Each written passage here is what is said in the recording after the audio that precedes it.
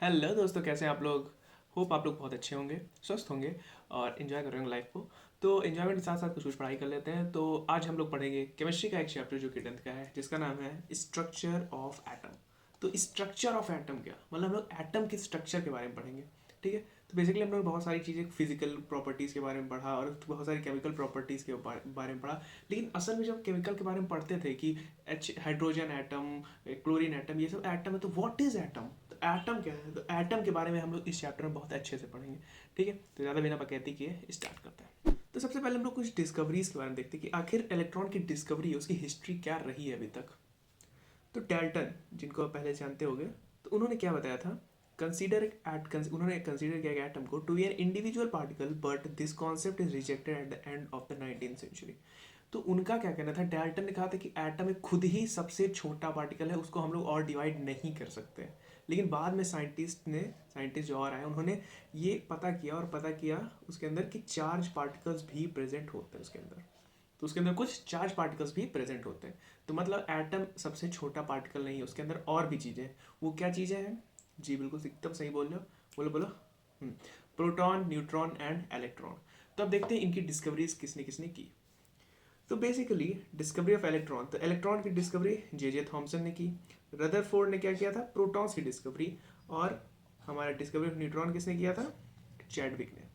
तो ये वो थे, और कैनाल रेस का गोल्ड स्टीन ने किया था। तो बेसिकली ये जो चार लोग हैं, इन्होंने हमारे ये चीज़ समझने में मदद की थी कि एटम में खुद ही इंडिविजुअल नहीं है, उसके अंदर और भी कुछ पार्टिकल्स हैं। तो उनको कौन कौन ये लोग ने बताया था। अब क्या क्या बताया था ये भी हम लोग देखेंगे अभी आगे। तो फिलहाल आगे देखते हैं। लेकिन एक मिनट, अगर तुम्हें बाई चांस याद करना हो, जैसे मैं एक शॉर्ट ट्रिक ऐसे ही हम लोग ने बचपन में थोड़ा सा सीखा था कि अगर तुम्हें ये याद करना हो कि किसने क्या बनाया था, तो हम लोगों ने क्या बनाया था, लिखा था ईंट पर नाच। ईंट पर नाच एक बहुत अजीब सा है, लेकिन इसमें हम लोग क्या पढ़े थे कि ईट मतलब, ई मतलब इलेक्ट्रॉन, तो उसको थॉमसन ने किया था। पी मतलब प्रोटॉन, तो उसको रदरफोर्ड ने डिस्कवर किया था। एन फॉर न्यूट्रॉन, जिसको चैडविक ने डिस्कवर किया था। तो एक ऐसे शॉर्ट शॉर्ट ट्रिक टाइप का था, तो इसमें याद करना याद कर सकते हो। ठीक है। तो आगे देखते हैं। तो ये कुछ हमारा क्या है, एक एटम। एटम कैसा दिखता है, ऐसे ही दिखता है कि नहीं दिखता है। और यहाँ बीच में हमारा क्या है, ये क्या है, रुको बताता हूँ मैं। तो बीच में हमारे पास क्या है, प्रोटॉन एंड न्यूट्रॉन्स। तो ये प्रोटॉन्स और न्यूट्रॉन को और इनको मिला के हम लोग क्या कहते हैं, न्यूक्लियस। इसे हम लोग न्यूक्लियस कहते हैं। ये न्यूक्लियस हो गया। और ये जो बाहर है, इन्हें क्या कहेंगे हम लोग, ये हमारे इलेक्ट्रॉन्स। यानी एक एटम है, तो उस एटम के एकदम बीचों बीच क्या मिलेगा, बीचों बीच हमें क्या मिलेगा, एक न्यूक्लियस मिलेगा, जिसमें क्या होगा, प्रोटॉन एंड न्यूट्रॉन होंगे। ठीक है। प्रोटॉन क्या होता है, प्रोटॉन पॉजिटिवली चार्ज होता है, इलेक्ट्रॉन निगेटिवली चार्ज होता है। Sorry sorry sorry, electron negatively charge होता है। और ये भाई साहब न्यूट्रल, नाम ही से न्यूट्रॉन मतलब न्यूट्रल। तो ये न्यूट्रल रहता है। तो इसके बारे में अभी आगे देखते हैं। फिलहाल ये तुम स्ट्रक्चर समझो कि स्ट्रक्चर होता है कैसे। बीच में एक न्यूक्लियस होता है जिसमें प्रोटॉन एंड न्यूट्रॉन होता है, और फिर साइड में ऑर्बिट्स होते हैं जिसमें इलेक्ट्रॉन्स पाए जाते हैं। ठीक है। अब जैसे कि हम लोग जैसे पता है कि प्रोटॉन क्या होता है, पॉजिटिवली चार्ज होता है। तो मैं ज्ञान की बात यहाँ बताना चाहूँगा कि पॉजिटिवली चार्ज मतलब ये नहीं कि वो पॉजिटिव है वो निगेटिव है। ये सिर्फ एक क्या है, हमारा डिनोशन है। साइंटिस्ट ने ये चीज़ डिनोट करने के लिए दे दी थी कि जो जो प्रोटॉन है उन्हें हम लोग पॉजिटिव कहेंगे, और जो न्यूट्रॉन है उन्हें निगेटिव कहेंगे, बस। बाकी ऐसा कुछ नियम कानून नहीं है कि हमें वो चीज़ पॉजिटिव और निगेटिव ही होगी, कि क्या कहते हैं, वो चीज़ पॉजिटिव और निगेटिव निगेटिव कुछ नहीं होती। तो सिर्फ एक डिनोशन था। तो प्रोटॉन का चार्ज कितना होता है, +1.6 × 10⁻⁻⁹। यहाँ पे ये -19 पावर है। ये कैसे लिखा हुआ है, ये लिखा हुआ है 10⁻⁻19 ऊपर लिखा हुआ, और यहाँ भी है 10⁻⁻19। तो सिंपल से दोनों का चार्ज की वैल्यू सेम होती है, बस वो प्लस बोलते हैं उसको, इसको निगेटिव बोलते हैं, सिर्फ डिनोट करने के लिए। ये प्लस है, ये माइनस है। अब दोनों का लेकिन मास बहुत डिफरेंस होता है। ये होता है 1.67 × 10⁻27, और जो इलेक्ट्रॉन होता है वो 9.1 × 10⁻31। तो पहले ही डिफरेंस आ चुका है 0.4 का, यानी ये 10⁻4 गुना वैसे ही छोटा है, बाकी 9.1 तो है ही है। ठीक है। और न्यूट्रॉन क्या होता है, वो तो न्यूट्रल रहता है, उस पर कोई चार्ज ही नहीं होता है। और उसका वेट क्या होता है, 1.67 × 10⁻⁻27 kg। तो ये हमारा उसका मास होता है। ठीक है। और बेसिकली इस स्लाइड में यही था कि हमारा प्रोटॉन, न्यूट्रॉन, इलेक्ट्रॉन का चार्ज, मास और क्या क्या होता है, वैल्यूज क्या क्या है। अब आगे देखते हैं। अब एक बहुत इंपॉर्टेंट टॉपिक है, क्या है, कैनाल रेज। तो कैनाल रेज क्या होती हैं, इसे हम लोग क्या करते हैं, एक ट्यूब लेते हैं जिसमें वैक्यूम क्रिएट करते हैं, लेकिन एक एयर इसमें डाल देते हैं, एक टाइप की गैस इसमें भरी रहती है। अब क्या करते हैं, इसमें से हम लोग इलेक्ट्रिसिटी पास करते हैं, एक बैटरी लगा देते हैं, जैसे ये हो गया एनोड और ये हो गया कैथोड। तो अब बेसिकली ये होता क्या है कि जब हम लोग इसमें से इलेक्ट्रिसिटी पास करते हैं तो जो पॉजिटिव चार्ज होते हैं एयर में प्रेजेंट होते हैं उस वाली, वो इधर की ओर जाते हैं, किसकी तरफ, कैथोड की तरफ। इसीलिए इस इधर जाएंगे तो इसे कहेंगे कैथोड की तरफ। तो इनको क्या कहेंगे हम लोग, कैनाल रेज। ये होती है कैनाल रेज या एनोड रेज, क्योंकि वो एनोड से निकल रही है, इसलिए उनको एनोड रेज या फिर कैनाल रेज कहते हैं। तो अब इसको कैसे करते हैं हम लोग परफॉर्म, तो ऐसे लगा दिया, एक सेटअप लगाया, उसके अंदर ट्यूब भी भरा, एनोड बना दिया, कैथोड बना दिया। अब ये रेज इधर जाती हैं और फिर इधर हम लोग एक क्या लगा देते हैं,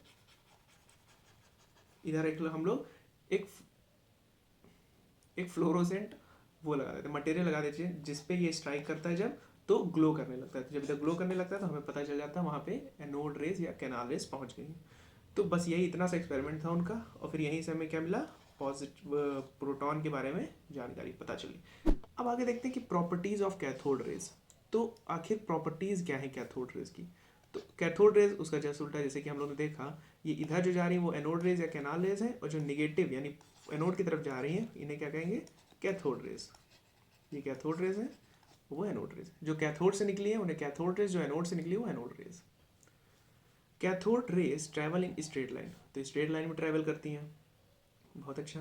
cathode rays are made up of material particle. तो एक मटेरियल पार्टिकल, ऐसे नहीं मतलब कोई वेव या ऐसा नहीं है, वो एक मटेरियल होता है, मतलब एक उसमें कुछ मास होगा, कुछ वेट होगा, कुछ स्पेस होगा उसके अंदर, तो एक मटेरियल होता है।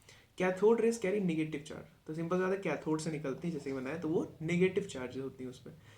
तब they produce green fluorescence on screen of discharge tube on substance like zinc sulphate. तो इधर क्या कर देते हैं हम लोग, एक फ्लोरेसेंट मटेरियल जैसे कि जिंक सल्फेट लगा देते हैं, तो जब ये इस पर स्ट्राइक करती है तो इधर से ग्लो होने लगता है। ठीक है, तो उससे हमें पता चल जाता है कि कैथोड रेज यहाँ आई है। तो फिर क्या है, cathode rays produce heating effect. Cathode rays क्या करती हैं, एक हीटिंग इफेक्ट प्रोड्यूस करती है, मतलब जब इसको तुम, जब यहाँ पहुंच जाएगा, ये ग्लो करने लगेगा, तो जब इसको तुम हाथ लगा के टच करोगे ना, तो तुम्हें वो पता चलेगा कि वो काफ़ी हीटेड है, काफ़ी गर्म है। ठीक है, तो वो हीट भी प्रोड्यूस करती है। They produce X-rays when they strike against the surface of hard material like tungsten and molybdenum. ठीक है, मोलिब्डेनम, अजीब सा नाम है। ठीक है, तो क्या होता है कि जब भी ये जो निकली हुई कैथोड रेज है, इनको अगर तुम किसी ऐसे सब्सटेंस जैसे कि टंगस्टन हो गया या मोलिब्डेनम हो गया, अब इसको मैं दोबारा नहीं बोलूँगा, ठीक है, तो ये हो गया, इस पर अगर स्ट्राइक करेगी तो क्या प्रोड्यूस होगा, एक्स रेज। मतलब इसी को अगर मैं यहाँ से निकलते हुए चला जा रहा है और यहाँ एक हम लोग बॉक्स रखते हैं, क्या, ये टंगस्टन या फिर जो दूसरा सब्सटेंस है उसका अगर कोई वो रख दिए हम लोग बॉक्स, तो इस पर स्ट्राइक करेगी, फिर इसके बाद जो इधर से निकलेगी वो हमारी होगी एक्स रेज। तो ऐसे जन्म होता है हमारा एक्स रेज का। होप तुम लोग को ये प्रॉपर्टीज बेसिकली याद करनी है, समझ तो गई हो गया। चलो देखते हैं आगे क्या। अब हम लोग देखेंगे थॉमसन्स मॉडल। क्या देखेंगे, थॉमसन मॉडल, कि थॉमसन ने क्या बताया था। तो थॉमसन को सुनो क्या बताया था उन्होंने बताया था कि जो एक एटम है, सबसे पहले स्ट्रक्चर ऑफ एटम उन्होंने दिया था, जो कि बहुत गलत था, हम लोग को बहुत गलत किया जाता है, पहले इनकी गलती देखो फिर दूसरे, हर गलती से सीखना है हमें।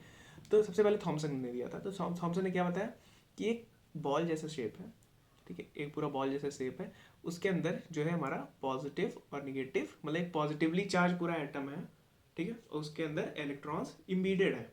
इम्बीडेड कहने का मतलब है, इन्होंने फिर एग्जांपल लिया, जैसे एक तरबूज ले लो, तरबूज ले लिया।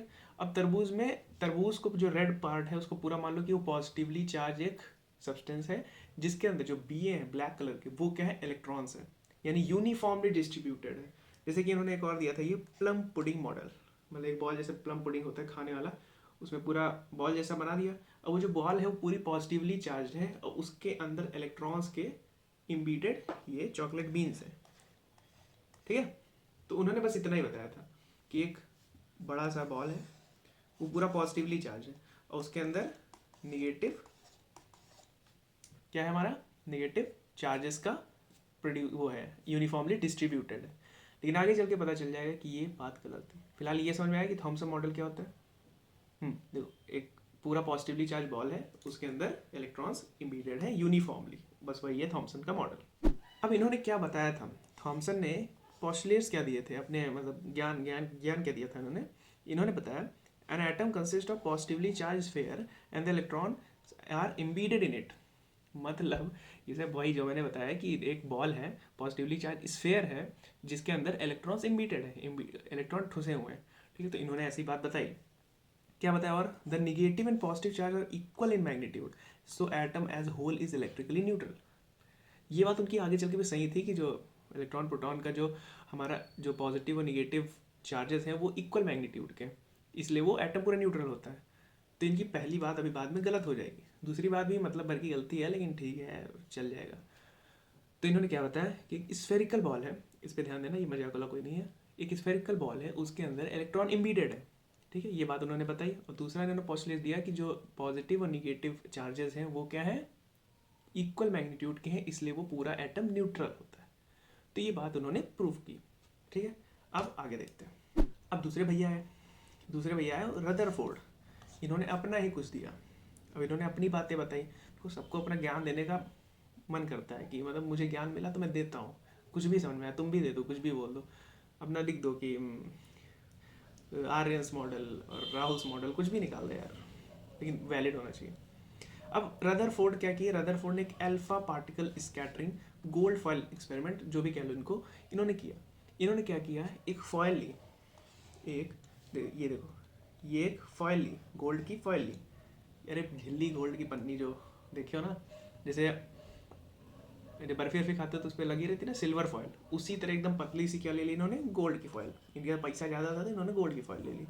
फिर एक रेडियो एक्टिव सोर्स लिया, उसमें से क्या पास क्या है, एक बीम ऑफ पार्टिकल, एक बीम छोड़ी पार्टिकल्स की। तो फिर वो क्या की, जब वो टकराई इसमें, किसमें, जब फॉयल पे टकराई किसी एक पर्टिकुलर पॉइंट में, और फिर इन्होंने क्या किया, एक ये देखो अनडिफ्लेक्टेड बीम, स्कैटर्ड बीम, ये सब कर दिया। क्यों, एक फ्लोरोसेंट स्क्रीन लगा दिया, एक फ्लोरोसेंट स्क्रीन लगा दिया कि जब उस पर वो टकराएगा तो वो ग्लो करेगा। जो पार्टिकल यहाँ से बीम निकला है, इसका एक औरत था, एक ताकत थी कि जब वो फ्लोरोसेंट पार्टिकल पे पड़ेगा तो वो चमकेगा। तो इन्होंने जब इस पर गिराया तो देखा कि बहुत सारा जो रेज है वो स्कैटर्ड हो गई, बहुत सारी रेज स्कैटर हो गई, बहुत कम ही थी जो सीधी आ पाई, बहुत कम ही थी जो सीधी आ पाई। तो इन्होंने यहाँ से एक अंदर से इनकी आवाज़ आई कि कुछ बताते हैं इन लोगों को कि एटम के बारे में, कि एटम जो है पूरी तरीके से खाली है। कैसे, अभी आगे देखते हैं। ये देखो रदरफोर्ड ने कुछ ऐसा बताया, ऑब्जर्व क्या किया इन्होंने, मोस्ट ऑफ अल्फा पार्टिकल, वो जो वो था उसमें से अल्फा पार्टिकल निकल रहे थे। अब वो alpha particles pass by via gold foil undeflected, तो मैक्सिमम अनडिफ्लेक्टेड निकल गए, मतलब ऐसा ये आया और यहाँ से सीधे निकल गए। अब जैसे तुम देख सकते हो इसमें मैक्सिमम देखो सीधे ही चले आए हैं, ठीक है, दो इक्का दुक्का जो है क्या कि डिफ्लेक्ट हुए, और कुछ होते हैं जो रिफ्लेक्ट भी हो जाते हैं थोड़ी सी एंगल से। तो इन्होंने क्या बताया कि most of the alpha particle passed via gold foil undeflected, मतलब बिना डिफ्लेक्ट हुए एकदम सीधे सीधे चले गए, कोई डिफ्लेक्शन हुई नहीं उसमें। Some of the alpha particle deflected by fall by small angles, तो इन्होंने बताया कि कुछ जो है वो स्मॉल एंगल से डिफ्लेक्ट हुए। स्मॉल एंगल मतलब देखो, ये देखो यहाँ से ऐसे जाना था लेकिन इधर चला गया, इधर जाना था इधर चला गया, तो कुछ तो डिफ्लेक्ट हुए स्मॉल एंगल से, और कुछ जो एकदम एटम न्यूक्लियस के सामने ही आ गए थे वो और ज़्यादा डिफ्लेक्ट हो गए। तो वो बहुत ही रेयर था, वो तो कितना बताया इन्होंने, 1 out of every 12,000 particle appear to be rebound, मतलब कि 12,000 पार्टिकल अगर टकराए होंगे एटम से तो उसमें से एक जो है रिबाउंड हुआ होगा, यानी इस तरह वापस गया होगा। बात समझे, तो ये इन्होंने बात बताई, बात समझ में आ गई। कुछ था नहीं, इन्होंने क्या किया, रुको मैं फिर से बता देता हूँ। इन्होंने पहले एक ये पूरा फ्लोरोसेंट का फॉयल लगा दिया, फ्लोरोसेंट के कोटिंग कर दी, और बीच में रख दिया एक गोल्ड फॉयल। गोल्ड फॉयल क्यों रखा, ये गोल्ड इज़ वेरी एक्सपेंसिव, नहीं गोल्ड इसलिए रखा क्योंकि उसमें पार्टिकल्स, मतलब हम लोग को बहुत पतली शीट मिल सकती है उसकी, इसलिए हम लोग ने लिया, ठीक है, क्योंकि और किसी लेंगे उतना पतला नहीं कर पाएंगे। तो ये किया, उसके बाद उसमें हम लोग ने ये रेडियो एक्टिव सोर्स लिया, जिसमें लीड ब्लॉक लिया, उसमें से अल्फा पार्टिकल, कौन से पार्टिकल, अल्फा पार्टिकल, ये तुम्हें दिख तो रहा नहीं होगा लेकिन ये देख लो, यहाँ अल्फा पार्टिकल्स हम लोग लिए, और अल्फा पार्टिकल्स को भेजा हम लोगों ने। तो यहाँ से क्या हुआ, क्या पता चला कि maximum most of the alpha particle pass via gold foil, मतलब कुछ तो मतलब मैक्सिमम सीधे निकल गए, 12,000 में कहीं एक जो है डिफ्लेक्ट होकर वापस आया, और जो हुए भी थोड़े और जो डिफ्लेक्ट हुए बहुत कम एंगल से हुए। तो ये बात उन्होंने बताई। तो ये बेसिक सा उनका एक्सपेरिमेंट था। अब उनके एक्सपेरिमेंट का कंक्लूजन क्या निकला? कंक्लूजन ये निकला, atom consist of empty state space as most of the alpha particle pass through gold foil undeflected. तो अनडिफ्लेक्टेड मतलब कि जो उनका बताया कि जब मैक्सिमम पार्टिकल बिना डिफ्लेक्ट किए चले गए, इसका मतलब जो एटम है उसका मैक्सिमम पार्ट खाली है। समझे? देखो उन्होंने क्या बताया था मिस्टर थॉमसन ने कि एक पूरी बड़ी सी बॉल है। थॉमसन ने क्या बताया था कि बहुत बड़ी सी बॉल है और उसके अंदर इलेक्ट्रॉन इमिटेड। अगर बड़ी सी बॉल होती तो ऐसे ऐसे बड़ी बड़ी बॉल सारी होती है, ऐसे ऐसे करके पूरा एक फॉइल बनी होती खूब सारे एटम से। तो डिफ्लेक्ट ही सब तो डिफ्लेक्ट कर जाना चाहिए था, पास करना ही नहीं चाहिए था। लेकिन उन्होंने क्या देखा, रदरफोर्ड ने देखा कि मैक्सिमम जो है डिफ्लेक्ट ही नहीं हुए, सीधे चले गए। कहीं 12,000 में एक आध पार्टिकल डिफ्लेक्ट हो रहे हैं। तो उससे उनको ये पता चला कि जो एटम का मैक्सिमम पार्ट क्या है, empty. Since some of the alpha particles were deflected by foil by small angles and very few bound back, this lead to the conclusion that most of the space in the atom is empty. वही बात हुई कि मतलब बहुत कम ही deflect हुए थे और जो गए थे उसमें बहुत कम डिफ्लेक्ट हुए थे, इसलिए उसमें मैक्सिमम पार्ट एम्प्टी है। Atom consists nucleus in the center of atom carrying positively charged particles, that is 1 in 12,000 bounded back.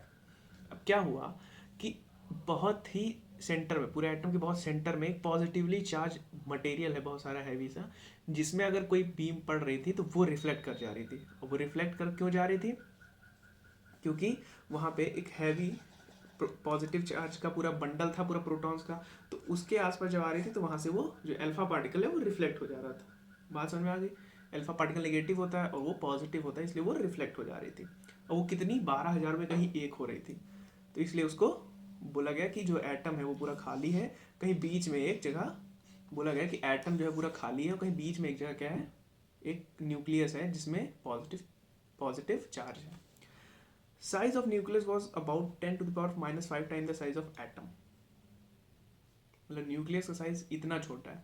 मतलब अगर अगर मान लो 1 1 2 3 4 5, अगर मान लो इतना बड़ा एटम है, ठीक है, इतना बड़ा एटम है, तो जो न्यूक्लियस का साइज एक है, इतना बड़ा है। मतलब अगर ये मान लो तुम उसका एरिया है कि एक इतना कितना हो गया, 1 लाख स्क्वायर मीटर 1 लाख का एरिया है, मान लो यूनिट स्क्वायर का एरिया है, तो उसमें से एक यूनिट एरिया पे खाली हमारे एटम का न्यूक्लियस है।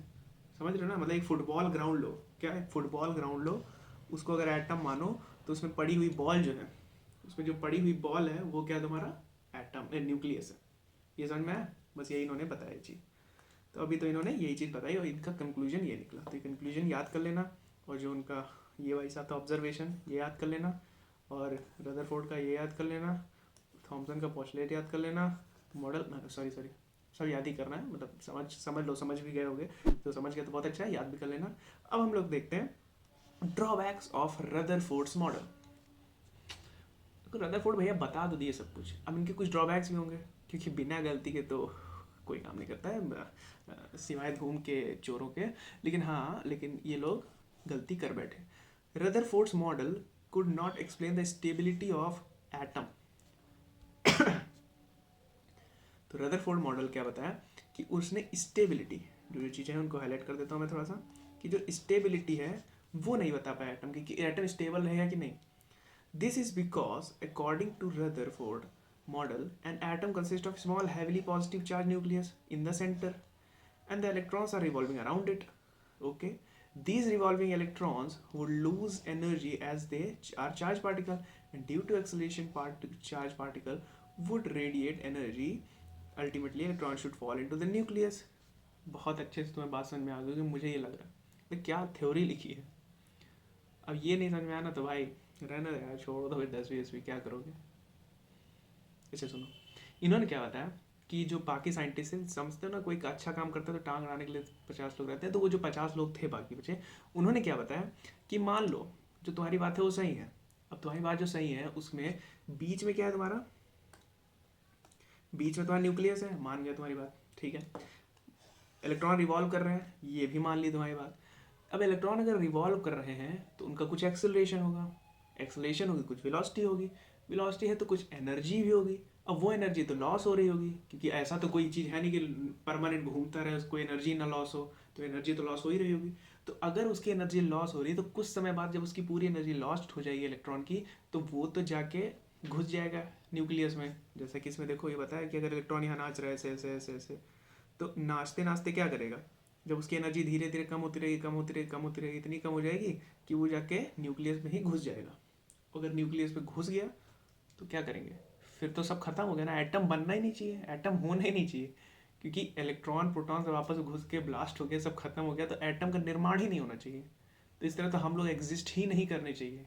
जो बाकी साइंटिस्ट इतना बड़ा सवाल उठा दिए, उनकी बात बहुत पूरी सही थी, पूरी बात उनकी सही थी, बस खाली क्या नहीं एक्सप्लेन कर पाए, वो ये नहीं एक्सप्लेन कर पाए कि जो इलेक्ट्रॉन आप घूम रहे हैं, जो रिवॉल्विंग इलेक्ट्रॉन है, वो एनर्जी लूज कर रहे हैं। तो उनके बारे में हमारे अगले भैया ने बताया, ठीक है, वो थे बोर। बोर नहीं करेंगे लेकिन बोर जी थे, उन्होंने बताया कि हमारा ये जो रिवॉल्व कर रहा है उनका एक्सेलरेशन और ये सब फलाना निमका ना, वो लोग बताए थे। अब पहले तो इनकी बात सुनो, ये बात समझ में ड्रॉबैक क्या था।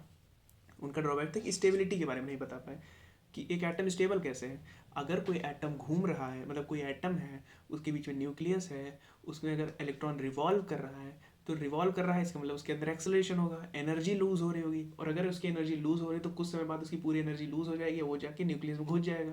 और अगर न्यूक्लियस में घुस गया तो सब कुछ खत्म ना, फिर एटम कहाँ रहा, इलेक्ट्रॉन प्रोटॉन न्यूट्रॉन सब एक ही में घुस के सब खत्म हो गया ना, फिर तो हमारे पास इलेक्ट्रॉन वो होने नहीं चाहिए, एटम एटम नहीं तो हम लोग एग्जिस्ट ही नहीं करने चाहिए। तो ये एक बहुत बड़ा सवाल उनके ऊपर खड़ा किया गया। तो इसके लिए कौन आए, बोर भैया है।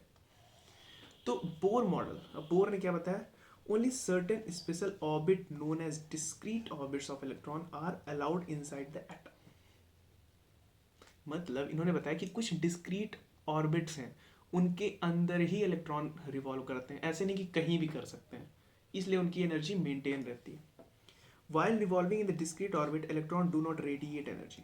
अब अलग अलग ऑर्बिट्स में अलग इलेक्ट्रॉन्स हैं, तो उसके कारण वो लोग ऑर्बिट से, मतलब इलेक्ट्रॉन जो है वो रेडिएट एनर्जी नहीं करते हैं। अगर वो एक ही साथ घूमते तब दिक्कत होती, लेकिन वो अलग अलग ऑर्बिट्स में नाच रहे हैं, घूम रहे हैं, मतलब इसलिए उनका क्या हो जाता है, हमारा एनर्जी रेडिएट नहीं होती। तो उन्होंने एनर्जी कुछ इस तरह बताई, तो दीज ऑर्बिट्स और shells are called energy level और शेल्स, एनर्जी लेवल या शेल बोला गया। तो ये क्या है, सेंटर है, ये तो पॉजिटिवली चार्ज न्यूक्लियस हो गया। फिर उसके बाद आता है K shell, L shell, M N O P Q R S T U V W X Y Z तक, ऐसे मतलब जितना हो, इतना जाता नहीं है लेकिन फिर भी एक दे दिया गया। तो इन्होंने बताया बेसिकली कि जो न्यू इलेक्ट्रॉन्स हैं वो एक साथ एक ही ऑर्बिट में ऐसे कहीं भी रैंडम नहीं घूम रहे हैं, वो एक डिस्क्रीट सेल्स हैं, डिस्क्रीट ऑर्बिट्स हैं, उसमें घूम रहे हैं। तो जैसे पहला है, दो इसमें घूम रहे होंगे, फिर दो चार इसमें घूम रहे होंगे, फिर दो चार इसमें घूम रहे होंगे, तो अलग अलग घूमते हैं, तो एक दूसरे को बैलेंस करते हैं, इसलिए एनर्जी रेडिएट नहीं होती। तो ये था बोर जी का मॉडल, जो कि सबसे ज़्यादा एक्सेप्टेबल निकला अभी तक, ठीक है, तो इसी को एक्सेप्ट किया गया।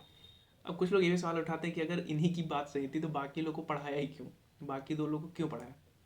तो देखो बाकी दो लोग को इसलिए पढ़ाया क्योंकि भाई सिंपल सी बात है, अगर तुम रिसर्च करते सबसे पहला मॉडल तुमने दिया होता और तुम्हारी बात कहीं ना होती जिक्र, तो तुम्हें अच्छा लगता, नहीं लगता। लेकिन वो ऐसा ऐसा रीज़न नहीं है, वो रीज़न ये था कि हर उसमें तुमको पता चला कि क्या दिक्कत है। मान लो इन्होंने दिया, तो इन्होंने दिया, तो हो सकता है यही एक्सेप्ट हो जाता। अगर इन्होंने ये भी ना दिया होता तो हो सकता है रदरफोर्ड ने ये कभी एक्सपेरिमेंट ही ना किया होता। अगर रदरफोर्ड ने वो ना दिया होता तो हो सकता है बोर ने कभी किया ही ना होता आगे का, उनके दिमाग ही में ना आता कि हाँ चलो डिस्क्रीट ऑर्बिट भी हो सकते हैं। तो सबका एक एक वो था कि थॉमसन ने पहले बताया कि एक और वो है, मतलब एक एटम है जो कि पूरी तरीके से यूनिफॉर्मली डिस्ट्रीब्यूटेड है। तो फिर रदरफोर्ड के दिमाग में आया कि और चलो चेक करते हैं, अगर पूरी तरीके से यूनिफॉर्म एक बॉल्स है, स्फेयर्स है, तो सारा जो हमारा वो है रेडिएट हो जाना चाहिए, लेकिन ऐसा नहीं होता है। तो वहाँ से इन्होंने इस पॉइंट पे आया कि सेंटर पे न्यूक्लियस है, इलेक्ट्रॉन बार बार घूम रहा है। फिर जब उन्होंने ये बताया तब फिर उनका ड्रॉबैक्स आया स्टेबिलिटी वाला, तो उससे दिमाग में आया बोर के पास कि नहीं नहीं नहीं, उसका रीजन ये है कि वो लोग डिस्क्रीट सेल में रहते हैं। तो इस तरह एक्सेप्ट हुआ सबका धीरे धीरे। चलो बहुत हो गया इन बोर वोर के बारे में, अब आगे देखते हैं। वाह वाह वाह, क्या बात है क्या बात है। अब हम लोग न्यूट्रॉन्स के बारे में पढ़ेंगे। जैसे इलेक्ट्रॉन प्रोटॉन सबका जानते हो, उसी तरह न्यूट्रॉन्स के बारे में भी थोड़ा सा देखते हैं। देखो यहाँ पे न्यूरॉन्स लिखा है, जो कि गलत है, यहाँ पे न्यूट्रॉन्स होगा, यहाँ पे टी मिसिंग है। न्यूट्रॉन्स में be defined as sub atomic और fundamental particles which carries no charge, that is it is neutral but has mass nearly equal to that of proton. तो क्या बताया, अब इन्होंने बताया ये कि न्यूट्रॉन क्या है, न्यूट्रॉन नाम से ही न्यूट्रल पार्टिकल, एक न्यूट्रल पार्टिकल, इस पर कोई भी चार्ज नहीं है। अगर कोई चार्ज नहीं है लेकिन उस पर क्या है, मास है, मास वाला मास है इसमें, ठीक है। कितना है, लगभग प्रोटॉन के मास के बराबर है, लगभग है। इसके आगे देखो कि 1.67 इंटू 10⁻⁻27 होता है, लेकिन इसके आगे और भी गिनती होती है, उसमें थोड़ा डिफर कर, जैसे मान लो इसका 1.6752 है, तो उसका हो सकता है 1.6753, उसका एग्जैक्ट हमको याद नहीं, लेकिन थोड़ा सा डिफर करता है, लेकिन लगभग सेम ही होता है दोनों का मास, ठीक है। तो न्यूट्रॉन्स इतना ही कि न्यूट्रल पार्टिकल होता है, उस पर कोई चार्ज नहीं होता है, उस पर एक मास होता है। अब देखो एटॉमिक नंबर, अब यहाँ से थोड़ा सा न्यूमेरिकली हम लोग आगे बढ़ेंगे कि एटॉमिक नंबर क्या होता है, एटॉमिक मास क्या होता है, मास नंबर क्या होता है। देखो atomic number of an element is equal to the number of protons present in the nucleus of that atom or the element. It is denoted by Z. खत्म।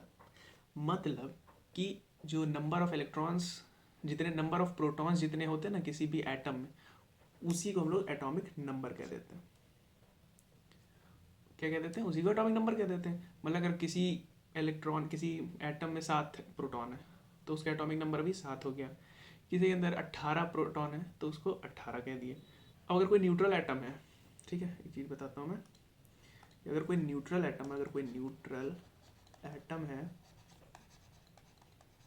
तो उसमें एटॉमिक नंबर जो कि होता है, सॉरी, जो कि होता है Z, ये नहीं होता है Z, वो इक्वल होगा किसके, प्रोटॉन के नंबर के और न्यूट्रल इलेक्ट्रॉन के नंबर के। यानी अगर कोई न्यूट्रल एटम है तो उसका एटॉमिक नंबर प्रोटॉन के बराबर होगा, और प्रोटॉन इलेक्ट्रॉन बराबर होते हैं किसी भी न्यूट्रल एटम के केस में, तो ये होता है एटॉमिक नंबर। छोटी सी बात। अब देखो मास नंबर क्या होता है। मास नंबर क्या होता है, mass number is the sum of number of proton and neutron. Mass number क्या है, सिंपल सी बात है कि हमें पता है कि जो इलेक्ट्रॉन का मास बहुत ही कम होता है। देखा ही ना तुमने, पहले देखा है ना, अच्छा तुमको दिखाते हैं फिर से। इसे इस केस में देखो, अगर तुम देखो तो टोटल मास कितना है, तुम खाली इन दोनों का जोड़ो, इन दोनों का जोड़ोगे तो कितना आएगा, लगभग 2 कितना आएगा, 4 3 और 3, तो 3.34 इंटू 10⁻⁻27 kg का मास है, ये हमारा न्यूक्लियस है। और वहीं जो तुम्हारा इलेक्ट्रॉन है वो कितना, 9 इंटू 10⁻31 kg। तो तुम यही देख लो, ये -31 है, ये -27, -31 सोच रहे हो, मतलब एक 10,000 गुना छोटा। अगर वो 10,000 गुना कोई चीज़ छोटी है, मतलब एक किलो का सामान है, उसके बगल एक 10,000 किलो, नहीं 10 टन का सामान रखा है, तो लगभग इसको तुम इग्नोर कर सकते हो कि नहीं, ना के बराबर ही तो हुआ। 1 किलो क्या ही है 10,000 किलो के सामने। तो इसीलिए जो मास होता है उसका, इलेक्ट्रॉन का, हम लोग छोड़ देते हैं, ध्यान में रखते नहीं, मतलब उसको कोई ज़रूरत ही नहीं पड़ती। तो इसलिए हमारा जो मास नंबर का फॉर्मूला निकल के आता है वो क्या निकल के आता है, number of protons plus number of neutrons. तो न्यूट्रॉन और प्रोटॉन का जितना सम होता है, number of protons plus number of neutron is equals to mass number. इसको किसे डिनोट करते हैं, ए से करते हैं। तो ये सब बातें याद कर लेना कि एटॉमिक नंबर को जेड से करते हैं, मास नंबर को ए से करते हैं, एटॉमिक नंबर होता है number of protons, mass number होता है atomic number of protons plus number of neutrons. ठीक है, आगे देखते हैं अभी। अब रिप्रेजेंटेशन देख लें कि ये बहुत ही ज़रूरी चीज़ है। तो रिप्रेजेंटेशन करते हैं, मान लो एक सिंबल एलिमेंट, कोई एक एलिमेंट है x, ठीक है। तो अब अगर कोई एलिमेंट है x, तो उसका मास नंबर हम लोग इधर लिखते हैं ऊपर, और उसका एटॉमिक नंबर इधर नीचे। जैसे एग्जांपल ले लेते हैं कोई भी, जैसे मान लो क्या, कार्बन ले लेते हैं, तो कार्बन का एटॉमिक नंबर 6, मास नंबर 12। तो ऐसे लिखेंगे कि ये C मतलब एलिमेंट का सिंबल, यहाँ पे एटॉमिक नंबर लिखेंगे और यहाँ पे मास नंबर। तो अगर तुम्हें कोई फॉर्मेट में दिया है कि C612, तो इसका मतलब है कि 6 दिया है एटॉमिक नंबर और ये दे रखा है मास नंबर। किसी भी एलिमेंट के लिए अगर चीज़ है तो ये होता है डिनोशन। हम लोग किसी भी रिप्रेजेंट कैसे करते हैं किसी भी एटम को। ऐसा तो है नहीं कि हर जगह हम लिखते फिरेंगे कि carbon, this is carbon whose atomic number is 6 and whose mass number is 12। तो इतना लिखने की बजाय हम लोग ने उसको सिम्बलाइज कर दिया है कुछ इस तरह। ठीक है, तो बेसिक्स होता है, इसमें कुछ खास नहीं। अब ये एक बहुत ही इम्पॉर्टेंट टॉपिक है, सॉरी, इलेक्ट्रॉनिक कॉन्फ़िगरेशन। ठीक है, इलेक्ट्रॉनिक कॉन्फ़िगरेशन क्या है, द डिस्ट्रीब्यूशन और arrangement of electrons in the different shells of atom is called electronic configuration. तो बेसिकली हम देखो, रदरफोर्ड ने ये तो बता दिया था कि अलग अलग सेल में होंगे, लेकिन कितने शेल होंगे, उन सेल का जो अरेंजमेंट होता है उसे हम लोग क्या कहते हैं, इलेक्ट्रॉनिक कॉन्फ़िगरेशन। तो बात समझ में आई, बेसिक्स है क्या, कि जो distribution arrangement of electrons in the shell is known as electronic configuration. मतलब कौन से सेल में कितने इलेक्ट्रॉन होंगे उनको अरेंज करने को तरीके को क्या कहते हैं, इलेक्ट्रॉनिक कॉन्फ़िगरेशन। तो ये आगे देखते हैं फिर क्या है इसमें। तो देखो, total number of electron present in an atom this is equal to the number of proton of for a neutral atom. तो ये तो हमें पता ही है कि टोटल नंबर ऑफ इलेक्ट्रॉन कितने होंगे, जितना प्रोटॉन होगा उतना ही इलेक्ट्रॉन होगा, या फिर जितना एटॉमिक नंबर है उतना ही इलेक्ट्रॉन उतना ही प्रोटॉन होगा। तो मतलब एक न्यूट्रल एटम के लिए तीनों में से कोई भी बात पता है तो तुम तीनों बता सकते हो, सब सेम ही होगा। तो वही यही लिखा हुआ है यहाँ पे, तो इसलिए आगे देखते हैं। तो maximum number of electrons that can be present in shell is, तो एक बोर बरी स्कीम थी, वही बोर और एक दूसरे साइंटिस्ट थे बरी, उन्होंने कुछ बताया था कि the maximum number of electron that can be present in the nth shell is equal to 2n square. मतलब n अगर कोई शेल है, पहला या दूसरा या तीसरा या चौथा, तो उसमें कितने नंबर ऑफ इलेक्ट्रॉन प्रेजेंट हो सकते हैं, वो फॉर्मूला क्या था, 2n स्क्वायर। मतलब इतना होगा उस सेल में। मान लो जैसे कि दिया है कि अगर n इक्वल्स टू वन है, n इक्वल्स टू वन है, यानी अगर पहले सेल में देखें तो कितना होगा हमारे पास, तो पहले सेल में क्या होगा, 2 इंटू एन की जगह 1 रख दो, 1 का स्क्वायर यानी 2 ही आएगा। 2 इंटू दूसरे में कितना होगा, 2 का स्क्वायर यानी 8 आ जाएगा। वैसे 3 का क्या होगा, 3 तो हो जाएगा कितना, 12, 3 2 सॉरी 18। तो तीसरे में 18 फिर 32 64 ऐसे ऐसे होता रहेगा, जो भी होता है मतलब। तो बेसिकली उन्होंने एक फॉर्मूला दिया 2n स्क्वायर। 2n स्क्वायर मतलब कि n क्या है, वो नंबर ऑफ शेल, कौन सा नंबर है, इलेक्ट्रॉन के जो न्यूक्लियस है, न्यूक्लियस के बाहर जाओगे अगर पहला इलेक्ट्रॉन है तो 2 इंटू वन का स्क्वायर हो जाएगा। दूसरे शेल में जाओगे तो उसमें नंबर ऑफ इलेक्ट्रॉन कितने प्रेजेंट होंगे, 2 इंटू 2 टू द पावर 2। तो ये इन्होंने फॉर्मूला दिया था। तो जैसे जैसे कि देखो, ये मान लो एक पॉजिटिव वो है, अब पहला शेल क्या है, K L M N O P Q I से होता है, तो के में कितना होगा, देखो 2 आएगा। फिर एल में कितना होगा, एल में एन इक्वल्स टू 2 रखोगे तो 8 आएगा। एम में एन इक्वल्स टू 3 रखोगे तो 18 आएगा। एन में 4 रखोगे एन की वैल्यू तो 32 आएगा। तो ऐसे ही ऐसे होता रहता है।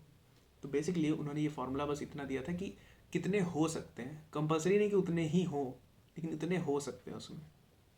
इतनी बात क्लियर है। बहुत बेसिक सवाल क्वेश्चन था कि एक शेल में कितने इलेक्ट्रॉन हो सकते हैं, उसका फॉर्मूला क्या है, 2n square, where n is the number of shell, कौन सा नंबर वाला सेल, किस नंबर पे वो शेल आता है, दूसरे पे तीसरे पे चौथे। ठीक, अब आगे देखते हैं। तो पहला तो उन्होंने ये बता दिया, अब दूसरा क्या बताया, दूसरा बताया था outermost shell can not have more than 8 electrons. देखो ये है दूसरी बात।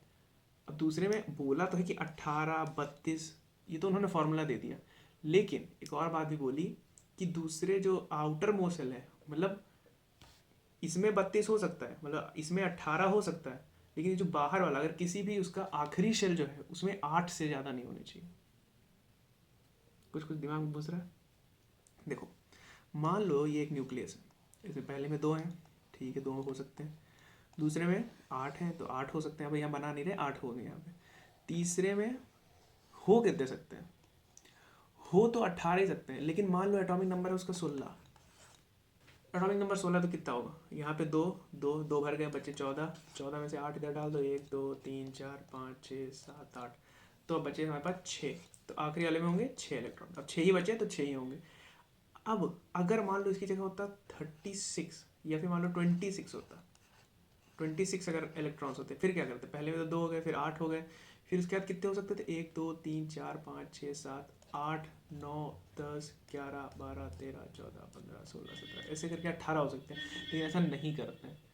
अगर आउटर मोस्ट शेल है तो उसमें मैक्सिमम 8 होने चाहिए, अगर इसमें 8 से ज़्यादा हो रहे हैं तो एक और सेल बढ़ा दो, उसमें डिस्ट्रीब्यूट कर दो इसको, मतलब कुल मिला के आखिरी शेल में 8 होने चाहिए। थोड़ा सा बात समझ में आ रही, थोड़ा सा अंडरस्टैंडिंग।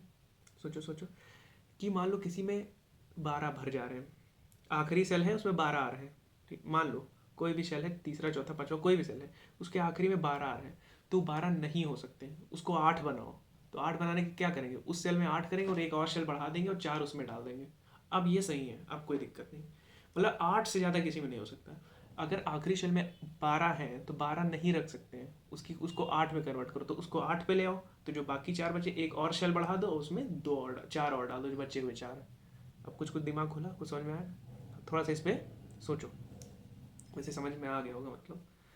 अब देखो, for first 18 element electrons do not enter into new shells unless the inner shell are completed.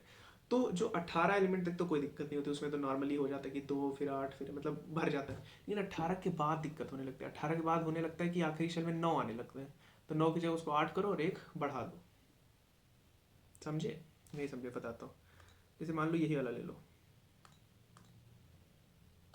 मान लो तुम 19 नंबर वाले एटम के बारे में ले लो।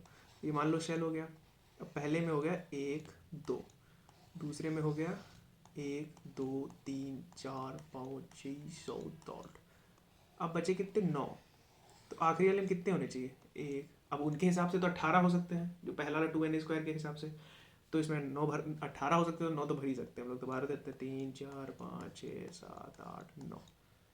लेकिन उनका एक दूसरा रूल भी आता है कि आखिरी एटम, आखिरी जो शेल है उसमें 8 से ज़्यादा नहीं हो सकते, तो ये वाला हमको हटाना पड़ेगा, और इसको हटा देंगे तो हमारे पास 8 हो जाएंगे, लेकिन ये जो एक बच्चा वो कहाँ जाएगा, उसके लिए एक और शेल बन जाता है, और इस एक अकेले के लिए एक अलग शेल दे दिया जाता है। ये दिमाग में आया? कुछ कुछ कुछ दिमाग में घुसा? मतलब इसमें 18 आ तो सकते हैं, इसमें 32 आ तो सकते हैं, लेकिन अगर वो आखिरी शेल है, समझ रहे हो, अगर वो आखिरी सेल है तब उसमें नहीं लागू होता है, तब उसमें 18 32 नहीं।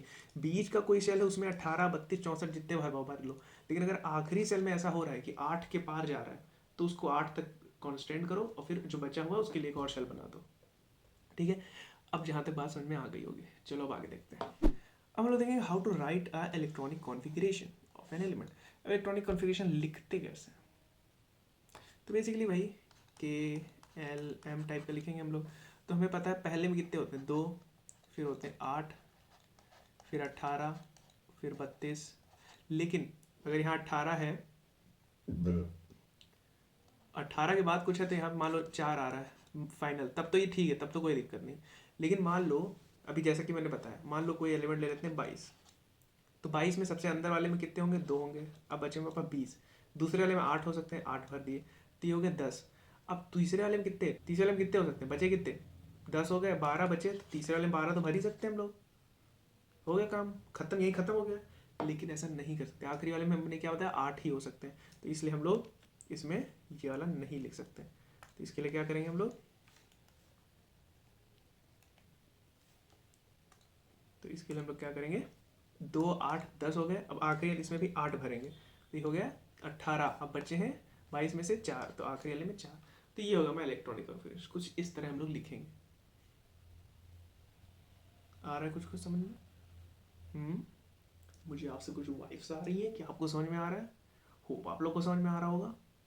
तो देखो बेसिकली हमें क्या करना है, हमको 2 8 18 32 ऐसे करके भरना है, लेकिन अगर आखिरी वाले में 8 से ज़्यादा हो रहा है तो उसको 8 तक रोक के बढ़ा देंगे। जैसे मान लो कोई दूसरा आइटम ले लेते हैं, मान लो 24 है जिसका एटॉमिक नंबर, ठीक है, तो अब इसके लिए क्या करेंगे, 2 8, तीसरे में हम लोग 14 भर देते हैं लो, लेकिन 14 नहीं भर सकते आखिरी में, तो इसको फिर से 8 रखेंगे। अब बचे हुए 6, तो 6 इसमें भर देंगे। बात समझ में? अब मान लो इसकी जगह हम लोग ले देते हैं 27, इसको सबको हटाओ, अब मान लो 27 वाले का ले लेते हैं। तो अब क्या करेंगे, देखो पहले 2 भर दिए, फिर 8 भर दिए, अब कितना होगा सोचो, 10 हो गया, 17, 17 तो भर ही सकते हैं भाई, 17 में क्या है, 18 तो भर ही सकते थे, लेकिन नहीं ऐसा नहीं कर सकते क्योंकि आखिरी में 17 नहीं हो सकते, इसलिए हमने फिर से 8 भर दिया।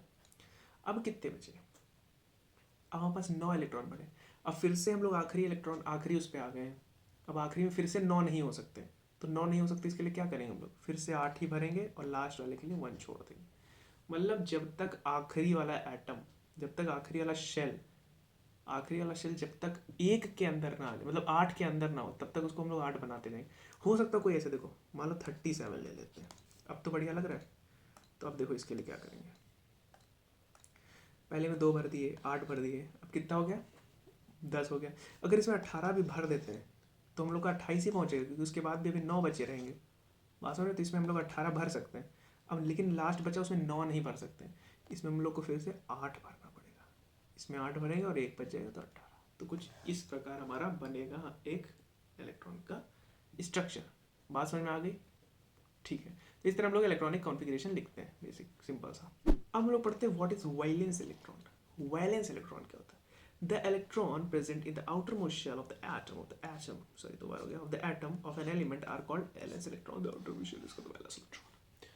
तो बेसिकली बात करते हैं हम लोग वैलेंस इलेक्ट्रॉन्स के बारे में। तो valence electrons are nothing but last electrons present in the last shell is known as valence electron।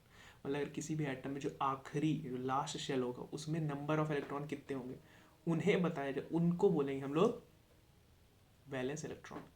जैसे कोई एटम है, उसके अंदर एक, मैं मान लो दो, या मान लो तीन शेल है, ठीक, कोई भी एटम हो सकता है। उसके अंदर यहाँ पे दो है, यहाँ दो है, फिर यहाँ 8 भर गए हैं। अब आखिरी वाले में मान लो 3 है। कुछ हम लोग ने इलेक्ट्रॉनिक कॉन्फ़िगरेशन लिखा और आखिरी में बच गया 3। अब अगर 3 बच गए तो इन 3 को क्या कहेंगे हम लोग? ये जो 3 बचे ना, यही हमारे वैलेंस इलेक्ट्रॉन्स। बस यही है इतना कि जो लास्ट शेल में जितने इलेक्ट्रॉन चाहे वो 1 हो, 2 हो, 3 हो, 4 हो, 5 हो, जितने भी शेल हो, 8 भी हो, तो भी उन्हें क्या कहेंगे हम लोग? Valence electron. बस इतना चाहिए कि जो लास्ट शेल में जितने इलेक्ट्रॉन प्रेजेंट होंगे उन्हें वैलेंस इलेक्ट्रॉन्स कहेंगे। तो वैलेंसी क्या होती है? The number of electrons gained or lost or shared by the atom of an atom so that complete octet and duplet is known as valency। तो यहाँ पे बहुत बड़ी बात आ गई कि ये जो ड्यूप्लेट या ऑक्टेट पूछ रहा है कंप्लीट करने के लिए, ये क्या होता है? तो ड्यूप्लेट और ऑक्टेट क्या होता है? जब भी कभी बॉन्ड फॉर्मेशन होता है ना, आगे चल के देखोगे कि जो बॉन्ड फॉर्मेशन होता है, हम लोग पढ़ेंगे आयनिक बॉन्ड, कोवैलेंट बॉन्ड्स। तो जब बॉन्ड फॉर्मेशन होता है तो कोई भी जो एटम होता है वो चाहता है कि मेरा जो बाहरी शेल है, जो आखिरी शेल है, उसका ऑक्टेट पूरा हो जाए, हाइड्रोजन को छोड़ के। हाइड्रोजन खाली चाहता है कि मेरा ड्यूप्लेट, मेरे आखिरी में 2 इलेक्ट्रॉन आ जाए, बस मेरे लिए उतना काफ़ी है। लेकिन हाइड्रोजन हीलियम के बाद जितने एटम हैं, जितने एटम्स हैं, वो चाहते हैं कि मेरे आखिरी जो वो है उसका ऑक्टेट पूरा हो जाए। क्या? ऑक्टेट पूरा हो जाए। ऑक्टेट ड्यूप्लेट भी पूरा करवाते हैं कुछ लोग, जैसे लिथियम होते हैं, मतलब जिसका लिथियम जिसका ऑक्टेट पूरा होना चाहता है, ऑक्टेट मैक्सिमम केस में ऑक्टेट ही पूरा होता है। तो ऑक्टेट क्या होता है?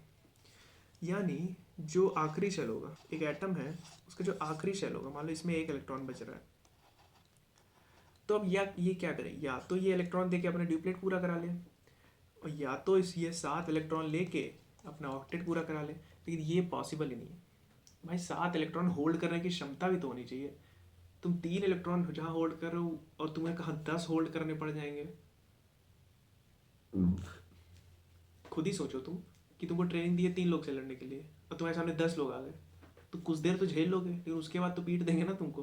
तो उसी तरह यहाँ की जब तुम्हारे पास क्षमता है 3 की होने की, हो सकता है 3 से तुम 4 कर दो तो हो सकता है सह लें हम, ठीक है। 4 से 5 भी कर लो तो हो सकता है मैं मार सकता हूँ उसको, लेकिन अब 6, 7, 8, 10 कर दोगे तो नहीं होगा पॉसिबल। तो उसी तरह की अगर एक न्यूक्लियस है तो न्यूक्लियस की क्षमता होती है इलेक्ट्रॉन होल्ड करने की। तो अगर उसके पास 3 है तो मैक्सिमम क्या कर सकता है? अब ऑक्टेट या तो ड्यूप्लेट पूरा कर ले, तो उसके लिए तो सिंपल उसको एक देना है, तो एक दे दिया तो उसका ड्यूप्लेट पूरा हो गया। तो ले सकता नहीं, क्योंकि 7 इलेक्ट्रॉन वो ले नहीं सकता। उसी तरह कोई और एटम है मान लो, जिसके आखिरी में मान लो 3, मान लो कुछ भी है, उसके 8, टोटल 8 है, जिसमें से 2 अंदर हो गए और 6 बाहर हो गए। अब इसके पास 2 स्पेस खाली है, अब इसके पास 2 स्पेस खाली है। अब या तो 6 के 6 दे दे, 6 को 6 दे के ड्यूप्लेट कंप्लीट करा ले, और या तो 2 लेके अपना ऑक्टेट पूरा करा ले। अब ये समझो कि जो बंदा, सोच रहे हो किसी भी ग्रुप से तुम 6 लोगों को निकलवाना जानते हो कितना पावरफुल, कितनी एनर्जी देनी पड़ेगी। कोई एटम होल्ड किया वो किसी चीज़ को अच्छे से, उसमें से 6 लोग को निकालना है, 6 इलेक्ट्रॉन्स को निकालना है, उसके लिए बहुत एनर्जी देनी पड़ेगी। तो नेचुरली वो पॉसिबल नहीं है। यहाँ तक कि हम लोग भी एनर्जी देंगे तो वो बहुत ही मुश्किल है, ना के बराबर है। तो उनके लिए क्या आसान होता है कि वो 2 इलेक्ट्रॉन ले ले। तो किसी से जिनको 2 इलेक्ट्रॉन देना होता है वो 2 इलेक्ट्रॉन इसको दे देते हैं और इसका ऑक्टेट कंप्लीट हो जाता है। तो बेसिकली ये होता है ऑक्टेट कंप्लीट होना या ड्यूप्लेट कंप्लीट होना। तो जब इसका ऑक्टेट कंप्लीट हो जाता है तो ये अपने आप को बहुत संतुष्ट मानता है कि अब मुझे कोई दिक्कत नहीं, अब मैं गरीबी से मुक्त आ गया, अब मुझे मोक्ष प्राप्ति हो गई, अब मुझे कोई दिक्कत नहीं। तो बेसिकली यही होता है। तो वैलेंसी क्या होती है? तो number of electron gained, lost और shared by atom of an electron by of an element so that to complete octet और ड्यूप्लेट। मतलब कि कितना इलेक्ट्रॉन दे रहे हैं, कितना इलेक्ट्रॉन ले रहे हैं, उसे कहते हैं हम लोग वैलेंसी। देखो तो पहले केस में क्या था, पहले केस में उसके पास एक वैलेंसी थी, वो दे रहा था। तो अगर वो दे रहा है एक इलेक्ट्रॉन, तो उसकी वैलेंसी हो गई 1। अब ये इलेक्ट्रॉन ले रहा है तो इसकी वैलेंसी होगी 2। बट यहाँ यहाँ ले रहा है तो इसलिए -2 हो जाएगी, ये दे रहा है इसलिए उसकी +1 हो जाएगी। वही उधार वाला सिस्टम समझो, ठीक है। तो अभी आगे देखते हैं कि कैलकुलेट करते कैसे। बात समझो, वैलेंसी क्या होती है कि अगर जितने इलेक्ट्रॉन दे रहे हैं जितने इलेक्ट्रॉन ले रहे हैं, उनके नंबर, उन इलेक्ट्रॉन का जो नंबर होगा उसे कहते हैं लोग वैलेंसी। देखो तो for element having valency electron, valence electron 1 2 3, then valency is equal to valence electrons. तो यहाँ ये याद करने वाली चीज़ है, लेकिन यहाँ पे तुम्हें याद करने की जरूरत है नहीं। याद क्या होता है वो अलग, तुम समझो बात को। लेकिन मैं पहले याद करने वाली बात बता देता हूँ कि जिन इलेक्ट्रॉन की वैलेंस इलेक्ट्रॉन, जो आखिरी शेल में इलेक्ट्रॉन 1 2 या 3 रहते हैं, तो उनका जो वैलेंसी होती है वो भी 1 2 3 ही होती है। बात समझे। लेकिन जिनका इलेक्ट्रॉन के आखिर में 4 5 6 7 8 इलेक्ट्रॉन होते हैं, यानी आउटर मोस्ट शेल में 4 5 6 7 8 है, तो उनके लिए हम लोग एक फॉर्मूला लगाते हैं, valency 8 minus number of electrons. मतलब अगर किसी के नंबर ऑफ इलेक्ट्रॉन्स 6 हैं तो उसकी वैलेंसी हो जाएगी 8 माइनस 6, जो कि होगी 2। ये बात समझ में आई, बात समझ में आई। लेकिन अगर किसी की वैलेंस इलेक्ट्रॉन आखिरी में 2 है तो वो क्या हो जाएगी, उसकी वैलेंसी भी 2 ही हो जाएगी। तो इसको तुम ध्यान से समझो। जैसे कि मैंने बताया, देखो यहाँ भी 2 ही आ रहा है। 2 मतलब क्या, कि आखिरी में 6 इलेक्ट्रॉन्स हैं। ये बहुत ज़रूरी चीज़ है। आखिरी में 6 इलेक्ट्रॉन बचे, 1 2 3 4 5 6। अब ये क्या करेगा, अब ये 6 इलेक्ट्रॉन दे नहीं सकता है तो ये लेगा ही, तो इसलिए इसके 2 ही इलेक्ट्रॉन बचे, तो 2 इलेक्ट्रॉन ले लेगा तो इसकी वैलेंसी 2 हो जाएगी। अब लिथियम के केस में क्या था, ये किसी भी केस में मान लो एक वो है जिसे अंदर 2 हैं और बाहर 2 हैं, तो ये 6 इलेक्ट्रॉन ले तो सकता नहीं है, तो इसको देना ही पड़ेगा। तो ये जो 2 इलेक्ट्रॉन दे दिया तो इसकी वैलेंसी कितनी हो गई, 2 हो गई। अब देखो इसके आखिरी शेल में इलेक्ट्रॉन भी 2 थे और इसकी वैलेंसी भी 2 है। तो यही चीज़ ये बता रहा है कि अगर किसी के वैलेंस इलेक्ट्रॉन 1 2 या 3 है तो उसकी वैलेंस इलेक्ट्रॉन के बराबर ही उसकी वैलेंसी होगी। लेकिन अगर किसी का वैलेंस इलेक्ट्रॉन 4 5 6 7 8 है तो उस केस में हम लोग वैलेंसी निकालने के लिए सीधे जो नंबर है, जितने वैलेंस इलेक्ट्रॉन है, उसको 8 से माइनस कर देंगे और हमारा आंसर आ जाएगा।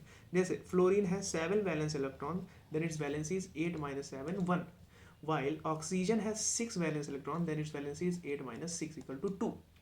तो ये बात समझ में आई। चाहे तुम ऐसे फॉर्मूला लगा के यूज़ कर लो, चाहे थोड़ा सा दिमाग लगा के निकाल लो, बात एक ही है, बाद में लगाना दिमाग ही है, ठीक है। इतनी बात समझ में आई। ये बात तो समझ में आई गई होगी ना कि क्यों इलेक्ट्रॉन दे रहा है, क्यों इलेक्ट्रॉन ले रहा है। अभी आगे और डिटेल में हम लोग समझेंगे, हो सकता है इस चैप्टर में, नहीं तो अगले चैप्टर में। इस चैप्टर में जैसे नहीं है। तो वैलेंसी वैलेंस इलेक्ट्रॉन क्लियर है एकदम बढ़िया से, ठीक है। अब हम लोग कुछ और बातें पढ़ेंगे, जैसे कि आइसोटोप्स। अब आइसोटोप्स क्या होता है, ये कुछ नया कॉन्सेप्ट। तो isotopes are the atom of the same element which have same atomic number but different mass number। क्या मतलब है इसका, कि अगर कोई एक एटम है, एक एटम है, एक नहीं 2 3 एटम है, कई तरीके के एटम है, उनका जो है सेम एलिमेंट है, जिनका एटॉमिक नंबर तो सेम है लेकिन उनका जो मास नंबर है वो अलग अलग है। मतलब सेम एटॉमिक नंबर लेकिन मास अलग अलग, तो उन्हें कहते हैं आइसोटोप्स। जैसे कार्बन का C6, यहाँ भी 6, एक और होता है C13 भी होता है, उतना प्रचलित नहीं है। तो ये होता है क्या है इसमें, कि देखो मास नंबर सबका, एटॉमिक नंबर देखो सबका 6 6 6 है, लेकिन मास नंबर क्या है 12 14 13, सबका अलग अलग है। तो इसे क्या कहेंगे हम लोग, बिल्कुल आइसोटोप कहेंगे। उसी तरह क्लोरीन का देखो एटॉमिक नंबर 17 17 सही है, लेकिन मास नंबर कितना है 35 37, अलग अलग है। तो ये दोनों आपस में क्या है, आइसोटोप्स है। क्या इतनी बात समझ में आई, same atomic number but different mass number. जैसे कि आइसोटोप्स ऑफ हाइड्रोजन पढ़ते हैं, देखते हैं थोड़ा सा। इसमें क्या होता है, एक प्रोटॉन होता है, एक इलेक्ट्रॉन होता है, बस खत्म। जो कि हम लोग बेसिकली पढ़ते हैं, जिस हाइड्रोजन के बारे में पढ़ते हैं वो यही है। उसका क्या होता है फॉर्मूला H10, बस यही हम लोग का हाइड्रोजन है, प्यारा सा। अब इसको प्रोटियम कहते हैं। अब अगर दूसरा आइसोटोप होता है वो होता है H1 और ये 1, सॉरी ये 2 होगा और यहाँ भी ये 1 होगा, ये 1 H1, क्योंकि हमें पता है यहाँ मास नंबर क्या होता है, सम ऑफ प्रोटॉन प्लस न्यूट्रॉन, तो प्रोटॉन तो है ही है तो एक तो आएगा ही, तो 1 H1। अब ये होता है ड्यूटेरियम, हैवी हाइड्रोजन, ये हैवी होता है हाइड्रोजन, इसको ड्यूटेरियम कहते हैं। तो इसमें क्या होता है, एक प्रोटॉन होता है, एक न्यूट्रॉन होता है और एक इलेक्ट्रॉन होता है। तो यहाँ पे देखो एटॉमिक नंबर तो 1 ही होगा क्योंकि प्रोटॉन एक ही है, लेकिन मास नंबर चेंज हो जाएगा क्योंकि अब 1 + 1 2 हो गया, तो मास नंबर ज़्यादा हो गया। अब आता है एक और ट्रीटियम जो कि रेडियो एक्टिव हाइड्रोजन है, रेडियो एक्टिव हाइड्रोजन।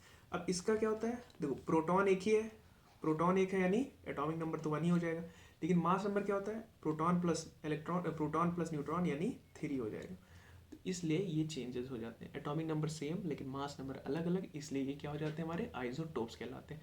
इसमें सबसे ऑर्डिनरी यही है, तो सबसे ज़्यादा जो हम लोग हाइड्रोजन के बारे में बात करते हैं वो होता है प्रोटियम यानी ऑर्डिनरी हाइड्रोजन, जो कि होता है H1H1 जो भी बोलो। तो बात समझ में आ गई बढ़िया से कि आइसोटोप्स क्या है, बहुत अच्छे से। चलो आगे देखते हैं। अब कुछ उनकी जनरल कैरेक्टरिस्टिक्स, वही सेम एटॉमिक नंबर होते हैं, नंबर ऑफ प्रोटॉन्स और इलेक्ट्रॉन सेम होते हैं, लेकिन मास नंबर अलग अलग होता है। डिफरेंट मास नंबर्स या फिर number of neutrons, number of neutrons अलग अलग होंगे तो सिंपल सी बात है मास अपने आप ही डिफर कर जाएगा। केमिकल प्रॉपर्टीज सेम होती हैं, केमिकल प्रॉपर्टीज सेम होती है लेकिन फिजिकल प्रॉपर्टीज अलग अलग होती है। मतलब केमिकली तो सब एक ही होते हैं, केमिकली तो सब एक ही जैसे होते हैं, लेकिन फिजिकली मतलब हो सकता हो कोई सॉलिड स्टेट में पाया जाता हो, कोई गैसियस फॉर्म में पाया जाता हो, तो इसलिए थोड़ा सा मतलब जब मास अलग अलग होता है ना तो फिजिकल प्रॉपर्टीज डिफर करने लगती हैं, ठीक है। और न्यूक्लियर प्रॉपर्टी भी, न्यूक्लियर प्रॉपर्टी भी अलग होती है। क्यों, देखो इस केस में क्या था, प्रोटियम और ड्यूटेरियम तो नॉर्मल ही होता है, लेकिन हाँ इसको और हैवी हो गया, ज़्यादा हैवी होने के कारण ये रेडियो एक्टिव हो जाता है, और रेडियो एक्टिव तो जानती हो, तो यानी न्यूक्लियर प्रॉपर्टी उसकी बढ़ गई। तो ये जनरल कैरेक्टरिस्टिक्स हैं। अब इसमें एक और ये देख लो, जैसे कि एप्लीकेशन ऑफ आइसोटोप्स कहाँ होता है, uranium isotope is use as a fuel in nuclear reactors. तो जो न्यूक्लियर रिएक्टर्स होते हैं उसमें यूरेनियम का आइसोटोप्स यूज होते हैं। Isotopes of cobalt is used in treatment of cancer. तो कैंसर के ट्रीटमेंट के लिए हम लोग कोबाल्ट का क्या यूज़ करते हैं, आइसोटोप्स यूज़ करते हैं। N isotope of iodine is use for treatment of goitre. जो गॉइटर होता है, जो एक बीमारी होती है जिसमें गलत में सूज जाती है, तो उसमें भी हम लोग आयोडीन का एक आइसोटोप यूज़ करते हैं, क्योंकि ऑर्डिनरी आयोडीन से काम नहीं हो पाता है, तो एक हैवी आयोडीन यूज़ करते हैं जिससे गॉइटर ठीक होता है। बात समझ में आ गई। चलो फिर अब एक और चीज़ देखते हैं, आइसोबार्स क्या होता है। तो isobars are the atoms of those element which have same mass number but different atomic number. Just उसका उल्टा क्या हो गया, वहाँ पे एटॉमिक नंबर सेम था, मास नंबर अलग अलग था। यहाँ पे मास नंबर सेम है, एटॉमिक नंबर अलग अलग है। तो देखो दो एलिमेंट है अलग अलग, कैल्शियम और आर्गन, ये दो अलग अलग एलिमेंट्स हैं, इनका देखो मास सेम है 40-40 का मास सेम है, लेकिन एटॉमिक नंबर अलग अलग है, वो 20 है 18 है। तो ये दोनों आपस में क्या है, आइसोबार्स है, atomic number same, mass number अलग अलग। तो बेसिकली क्या होता है कि जो आइसोटोप्स होता है वो सेम एलिमेंट के लिए होता है, एलिमेंट सेम होता है लेकिन मास अलग अलग होता है, लेकिन जो आइसोबार्स होता है वो अलग अलग एलिमेंट्स के ऊपर लागू होता है, अलग अलग एलिमेंट्स का अलग अलग मास होता है, सॉरी अलग अलग एटॉमिक नंबर होता है, लेकिन मास कुछ कुछ का सेम होने लगता है, इसलिए वो आइसोबार्स कहलाते हैं। अब उनका इंपॉर्टेंट कैरेक्टरिस्टिक वही, they are atoms of different element, वही जो मैंने बताया कि वो अलग अलग एलिमेंट्स होते हैं, ठीक है। They have different atomic number अलग अलग होता है, मास सेम होता है। They possess different physical and chemical property, यानी फिजिकल केमिकल दोनों ही अलग होती है इनकी। सिंपल बात है, कैल्शियम आर्गन, आर्गन कहाँ गैस है ऊपर पाई जाती है, कैल्शियम कहाँ सॉलिड में पाया जाता है, उसकी केमिकल प्रॉपर्टीज अलग होती हैं, उसकी फिजिकल प्रॉपर्टीज दोनों की अलग अलग होती है, मतलब पूरी तरीके से अलग ही होते हैं। कहने के लिए बस फालतू में बना दिया कि आइसोबार्स, तो बस यही है। तो प्यारी तरीके से चैप्टर खत्म हो गया, तो होप कुछ छूटा नहीं होगा, ठीक है, और समझ में भी सब कुछ आ गया होगा। तो अगर सब कुछ समझ में आ गया तो एक लाइक कर दो, थोड़ा सा सब्सक्राइब करो, वैसे मैं बोलता नहीं ज़्यादा सब्सक्राइब लाइक के लिए, लेकिन कर दो। और बाकी कुछ नहीं समझ में आया तो कमेंट बॉक्स में बताओ यार, हम उसमें निवारण करने का सोचेंगे या उस पर वीडियो बना दूंगा मैं। और जो भी चाहिए तुम लोग को, कुछ भी किसी भी चीज़ के बारे में, तो मेल कर सकते हो मुझे। तो तब तक के लिए good bye and happy learning.